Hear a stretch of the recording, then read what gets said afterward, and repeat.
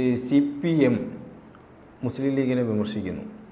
നമുക്കറിയാം, ഇടക്കാലത്ത് മുസ്ലിം ലീഗിനോട് വലിയ പ്രേമം. ഗോവിന്ദൻ മാഷൊക്കെ സെക്രട്ടറി ആയിട്ട് വരുന്ന സമയത്തും EP ജയരാജൻ LDFൻ്റെ കൺവീനറായി വന്ന സമയത്തുമൊക്കെ മുസ്ലിം ലീഗിനെ എങ്ങനെയും മുന്നണിയിലേക്ക് കൊണ്ടുവരണം എന്നുള്ള തരത്തിൽ ചർച്ചകൾ നടന്നിരുന്നു. അതിനു മുമ്പ് തന്നെ ഈ മുസ്ലിം ലീഗുമായിട്ടൊരു സൗഹൃദത്തിൽ പോകാനാണ് CPM ശ്രമിച്ചിട്ടുള്ളത്. കാരണം മലബാർ മേഖലയിൽ മുസ്ലിം ലീഗ് ശക്തമാണ്. അപ്പോൾ ആ വോട്ടും കൂടെ കിട്ടിയാൽ പിന്നെ അജയ്യ ശക്തിയായി CPM അല്ലെങ്കിൽ LDF ഇവിടെ മാറും എന്നുള്ള ചിന്തയുണ്ട്. പക്ഷേ എന്തുകൊണ്ടോ അത് മുസ്ലിം ലീഗ് മുന്നണി വിട്ട് കുഞ്ഞാലിക്കുട്ടിക്കൊക്കെ ഇടയ്ക്ക് താല്പര്യം ഉണ്ടായിരുന്നു എന്നൊക്കെ പറഞ്ഞു കേട്ടിട്ടുണ്ട്. പക്ഷേ പിന്നീട് അത് അങ്ങനെ സംഭവിച്ചില്ല. അപ്പോൾ ഇപ്പോൾ മുസ്ലിം ലീഗിനെതിരെ നിൽക്കുകയാണ് CPM.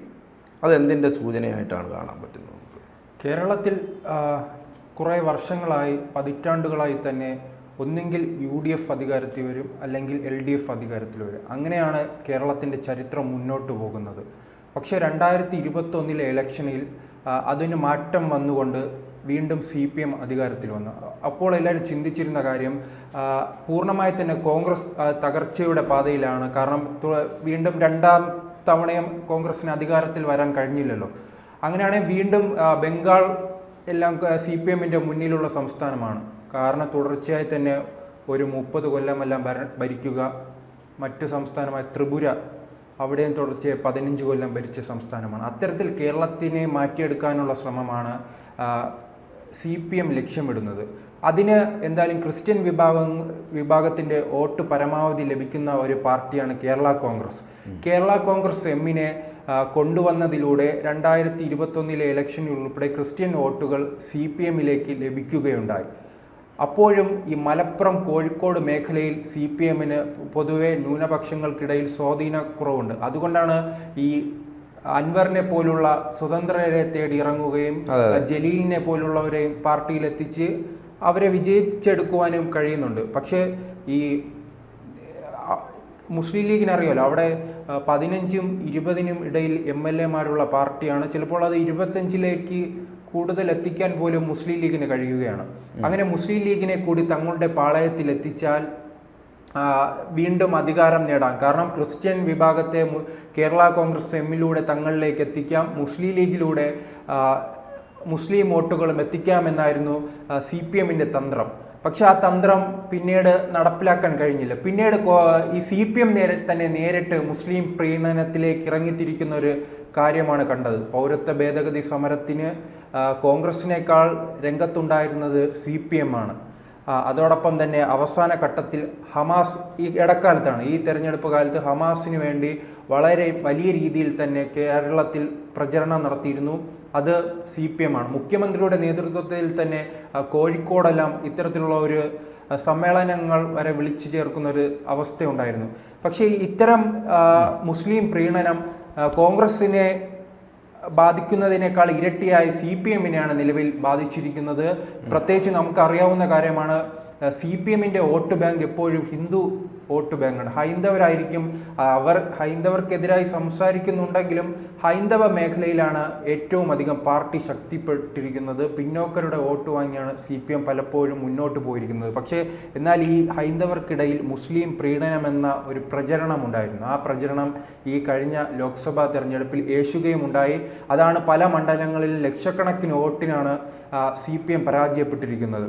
അതോടൊപ്പം തന്നെ ഇത് തെരഞ്ഞെടുപ്പിന് ശേഷം പാർട്ടിയുടെ വിലയിരുത്തലാണ് ഇത്തരത്തിൽ ഹൈന്ദവ വോട്ടുകൾ തങ്ങളിൽ നിന്ന് വിട്ടുപോയി, ഈഴവരടക്കമുള്ള വിഭാഗങ്ങൾ തങ്ങളിൽ നിന്ന് അകന്നതായി. ഈ ഈഴവ വിഭാഗങ്ങൾ ഉൾപ്പെടെയുള്ളവരാണ് CPMൻ്റെ അടിത്തറ. അവർ പിന്നോട്ട് പോയതായി പാർട്ടി വിലയിരുത്തി. അതോടൊപ്പം തന്നെ മലബാർ മേഖലയിൽ കോൺഗ്രസിൻ്റെ ഈ ഉജ്ജ്വലമായ വിജയത്തിന് കാരണം മുസ്ലിം ലീഗിൻ്റെ അടിത്തറ എന്നാണ്. അപ്പോൾ പാർട്ടി ചിന്തിച്ചിരിക്കുന്നത് മുസ്ലിം ലീഗിനെ വിമർശിക്കുന്നത് കൊണ്ട് 2 ലക്ഷ്യങ്ങളാണ് മുഖ്യമന്ത്രി ഉൾപ്പെടെയുള്ള CPMൻ്റെ നേതാക്കൾ കാണുന്നത്. ഒന്ന്, മുസ്ലിം പ്രീണനം എന്ന ആ ചീത്തപ്പേര് ഒഴിവാക്കുക, പരമാവധി മുസ്ലിം ലീഗിനെ വിമർശിച്ച് പഴയ ഇപ്പോൾ CPMൽ നിന്ന് വിട്ടുപോയ ആ ഹിന്ദു വോട്ടുകൾ തിരിച്ചെത്തിക്കുക. അതോടൊപ്പം തന്നെ മുസ്ലിം ലീഗ് പഴയ മുസ്ലിം ലീഗല്ല, ജമാഅത്തെ ഇസ്ലാമിയും അതോടൊപ്പം തന്നെ SDP അടക്കമുള്ള പാർട്ടികൾക്ക് സമാനമായ രീതിയിൽ പ്രവർത്തിക്കുന്ന ഒരു സംഘടനയാണെന്ന് ജനങ്ങളെ ബോധ്യപ്പെടുത്തുക. അതിലൂടെ 2 ലക്ഷ്യമാണ് അവർ പ്രധാനമായി ഉദ്ദേശിക്കുന്നത്. പരമാവധി CPM-ലേക്ക് പോയ ഹിന്ദു വോട്ടുകൾ എത്തിക്കുക, അതോടൊപ്പം തന്നെ മുസ്ലിം വോട്ടുകൾ വിഭജിക്കുക എന്നതാണ് ഇപ്പോൾ CPM ലക്ഷ്യം വച്ചിരിക്കുന്നത്. അതിനുവേണ്ടിയുള്ള പ്രവർത്തനങ്ങളുമായി മുന്നോട്ട് പോകുന്നു. അതോടൊപ്പം തന്നെ ഞാൻ മുൻപ് സൂചിപ്പിച്ചതുപോലെ തന്നെ ഈഴവ വിഭാഗത്തിൻ്റെ വോട്ടുകൾ തിരിച്ച് CPM-ന്റെ പെട്ടിയിലേക്ക് എത്തിക്കുക. കാരണം കഴിഞ്ഞ തെരഞ്ഞെടുപ്പ്, ലോക്സഭാ തെരഞ്ഞെടുപ്പ് കണ്ടതാണ്. ആറ്റിങ്ങൽ മണ്ഡലമെല്ലാം ഈ ഈഴവ വിഭാഗത്തിന് വലിയ സ്വാധീനമുള്ള മണ്ഡലമായിരുന്നു. അവിടെയെല്ലാം CPM പരാജയപ്പെടുന്ന ഒരു സാഹചര്യമുണ്ടായി. BJPയുടെ വലിയ വളർച്ച, BJPക്ക് 3 ലക്ഷത്തിലധികം വോട്ടാണ് ആറ്റിങ്ങൽ മണ്ഡലത്തിൽ ലഭിച്ചിരിക്കുന്നത്. അത് CPM-നെ വളരെ ഞെട്ടിക്കുന്നതാണ്. ഒരു കാലത്ത് അനിരുദ്ധൻ്റെ മകനായ സമ്പത്ത് അടക്കമുള്ളവർ MP ആയിരുന്ന ഒരു മണ്ഡലമായിരുന്നു. മുൻപ് വേറൊരു തമാശയുണ്ട്. നമ്മൾ ഈ തെരഞ്ഞെടുപ്പുമായി ബന്ധപ്പെട്ട പല സർവേകളും നോക്കുമ്പോൾ ആറ്റിങ്ങൽ മണ്ഡലം എപ്പോഴും CPM വിജയിക്കുന്നതായാണ് പറയുന്നത്. ഇപ്പോഴും CPM-ന്റെ അടിത്തറയുള്ള ഒരു മണ്ഡലത്തിലാണ് BJPക്ക് ഈ പ്രവചനങ്ങളെയെല്ലാം കവച്ചു വയ്ക്കുന്ന രീതിയിൽ മുന്നേറ്റം കാഴ്ചവെക്കാൻ കഴിഞ്ഞത്. പിന്നീട് നോക്കുമ്പോൾ ആലപ്പുഴയും VS-ന്റെ തട്ടകമാണ്.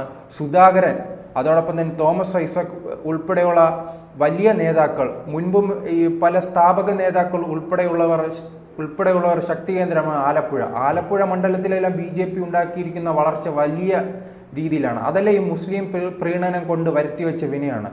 നാം മലബാറിലേക്ക് പോകുമ്പോൾ തീയ വിഭാഗത്തിൽ പെടുന്ന പല പാർട്ടി ഗ്രാമങ്ങളിലും വലിയ രീതിയിൽ തന്നെ ഈ വോട്ടിൻ്റെ ചോർച്ച ഉണ്ടാക്കിയിട്ടുണ്ട്. ഈ ചോർച്ചയ്ക്കെല്ലാം പരിഹരിക്കാൻ വേണ്ടിയാണ് നിലവിൽ ലീഗിനെ വലിയ രീതിയിൽ തന്നെ വിമർശിക്കുന്നു. ലീഗിനെ വിമർശിക്കുന്നതിനോടൊപ്പം തന്നെ പാണക്കാട് തങ്ങളെ വിമർശിക്കുന്നു. അത്തരത്തിലുള്ള വലിയ വിമർശനമാണ് CPM മുന്നോട്ട് വയ്ക്കുന്നത്. അവരുടെ ലക്ഷ്യം ഇപ്പോൾ 2025 തന്നെ തദ്ദേശ സ്വയംഭരണ തിരഞ്ഞെടുപ്പ് വരികയാണ്. അതിന് ശേഷം 2026 നിയമസഭാ തിരഞ്ഞെടുപ്പ് വരികയാണ്.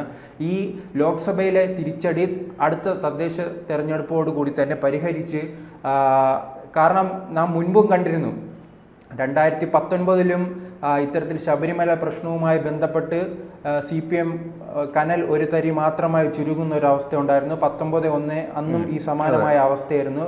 മറിച്ച് തദ്ദേശ സ്വയംഭരണ തെരഞ്ഞെടുപ്പ് വരുമ്പോൾ ശബരിമല പ്രശ്നം മാറ്റിവെച്ച് അതിനൊരു മാപ്പ് പറയുന്ന രീതിയിലേക്ക് CPM അണികളിലേക്ക് ഇറങ്ങി ചെല്ലുന്ന സാഹചര്യമുണ്ടായി. ജനങ്ങൾ അത് പരിഗണിച്ച് അടുത്തു വരുന്ന നിയമസഭാ തെരഞ്ഞെടുപ്പിൽ CPM-ന് വലിയ വിജയമായിരുന്നു സംഭവിച്ചത്. ആ വിജയം തന്നെ 2021 നിയമസഭാ തെരഞ്ഞെടുപ്പിലും ആവർത്തിച്ചിട്ടുണ്ട്. അതുകൊണ്ട് തന്നെ CPM ഈ പരാജയത്തെ വലിയ രീതിയിൽ, കാരണം മുൻപ് ഇത്തരം ഒരു സമാനമായ സാഹചര്യം ഉണ്ടായിരുന്നപ്പോൾ അത് തരണം ചെയ്യാൻ CPM-ന് സാധിച്ചിട്ടുണ്ട്. അതുകൊണ്ട് തന്നെ ഇനി വരുന്ന തെരഞ്ഞെടുപ്പിലും തരണം ചെയ്യാൻ കഴിയുമെന്ന പ്രതീക്ഷയിലാണ് ഉള്ളത്. അപ്പോൾ അതിനുവേണ്ടിയുള്ള ശ്രമമാണ് പരമാവധി ഈഴവ വോട്ടുകളും ഹൈന്ദവ വോട്ടുകളും തങ്ങളുടെ പെട്ടിയിലാക്കാനുള്ള ശ്രമം മുഖ്യമന്ത്രിയുടെ നേതൃത്വത്തിൽ തന്നെ നടക്കുകയാണ്. ഇപ്പോൾ അവസാന ഘട്ടം നമുക്ക് പറയാം, പൂർണ്ണമായി തന്നെ അൻവറിനെ എല്ലാം വിമർശിക്കുന്നു. അൻവറെല്ലാം വലിയ RSS ബന്ധം മുഖ്യമന്ത്രിക്കെതിരെ ആരോപിക്കുമ്പോഴും അദ്ദേഹം മറുപടി പറയുന്നത് അൻവറിന് SDPI ബന്ധം, ജമാഅത്തെ ഇസ്ലാമി ബന്ധം. അതിനിടയ്ക്ക് ഒരു പത്രക്കുറിപ്പും ഇറക്കിയിരുന്നു. പത്രത്തിൽ ടൈംസ് നൗ അതോ ഏതൊരു ദേശീയ പത്രത്തിന് നൽകിയ ഒരു വിവാദ പ്രസ്താവനയുമുണ്ടല്ലോ, മലപ്പുറം ജില്ലയെ വിമർശിച്ചുകൊണ്ട്.